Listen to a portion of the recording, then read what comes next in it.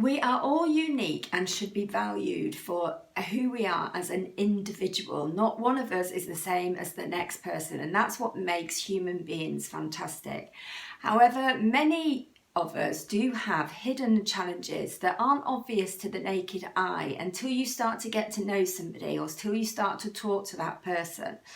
And you know, these invisible challenges could be a physical challenge, a mental challenge, a neurological condition. It could be anything like that. It could be debilitating pain, fatigue, cognitive dysfunctions, brain injuries, and mental health issues, as we know, which is a big topic at the moment.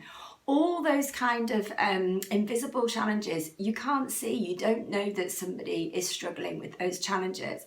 So I just thought I would share with you today my challenge that I have, and it's only come to light in the last year, and it hasn't been officially diagnosed, but it's come to light in the last year by things that I've read and by people that I've talked to, that I am in fact dyslexic.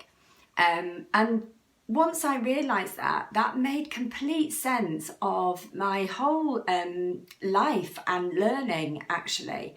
And it made sense of how I learn, how I see things, how I receive information. It's been like a revelation to me. But nobody knows that I'm dyslexic, and you know, why would they know that? But if, for example, when I'm creating a social media post, when I'm typing anything, when I'm, putting anything together like that, it does take me a little bit longer to do that because I've got all this stuff going on in my head. I get it out on paper, and it only actually makes sense to me. It doesn't maybe make sense to anybody else, and anybody else reading it would think, oh my God, it's a grammatical nightmare, or, spelling nightmare. So I have to rely heavily on spell check and things like that to make sure, or making sure things that I do are proofread, to make sure that what I'm putting out to the outside world actually makes sense. But one of the other things I struggle with, if you're on the phone to a help or call centre and they start talking in, doing Delta, Bravo, Tango, I really struggle with that. When they reel off all those things, my brain just cannot compute it fast enough. And I have to ask them to stop and slow down. And I can sometimes hear the frustration in their voices, thinking, why does she not understand that? And it's because I take in information differently to other people. And I'm me. I'm not unique with dyslexia. Dyslexia is a common thing amongst people. But maybe we don't talk about it enough. But we need to make sure that when we're interacting with people, we don't just make assumptions by what somebody looks like, but if we take the time to get to know people, and maybe we don't just point the finger if a full stop's in the wrong place, or something's spelt wrong, or it doesn't look grammatically correct.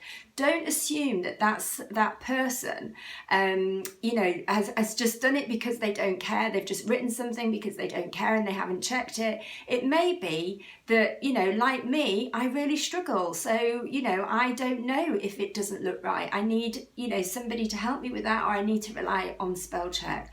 So that can apply to all sorts of other hidden challenges that people may have.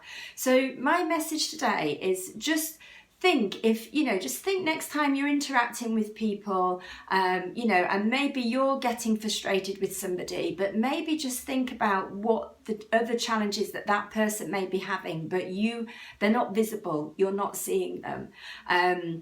So yeah, I think one day I may actually publish a post or a blog that I've written without any attempt to